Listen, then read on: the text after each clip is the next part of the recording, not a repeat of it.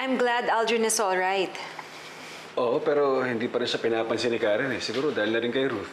Sobra yung galit niya kay Karen eh. Understandable naman yan dahil sa nangyari.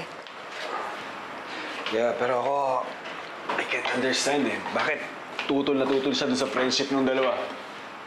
But no, ayaw ko na munang pakialaman yun eh. Especially na malapit nang mahanap si Maggie. Alam mo, sabi ni Leia, nakita niya yung nurse na nag-alaga kay Maggie after being rescued. Sana nga, totoo na to this time. Sana makita na natin si Maggie.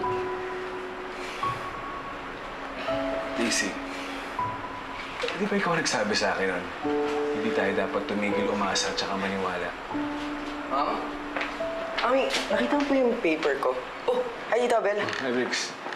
Tito, kamusta na po si Ana? Kasi the last time nagkita kami, nagkasakit siya. Tapos hindi rin kami nagkakasalubong sa school. Okay lang po ba siya? Talaga? Hindi ko alam na nagkasakit siya. Basta ang narinig ko, parang hindi siya okay.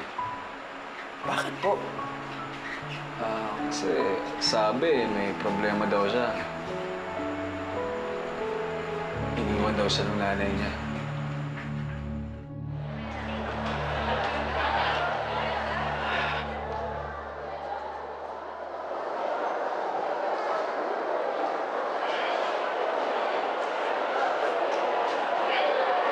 Ana? Kamusta ka? Nagkita kami ni Tito Abel kanina sa bahay. Nabanggit na sa akin yung tungkol sa nanay mo na dito kayo okay. Ayos ka lang ba?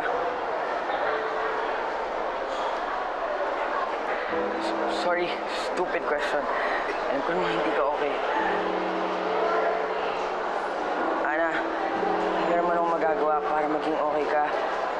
Sabihin mo lang ah.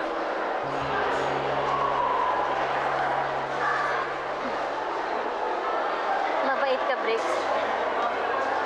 Pero salamat na lang.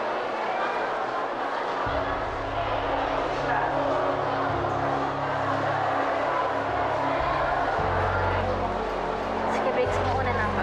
Teka, Ana. May klase pa ako eh.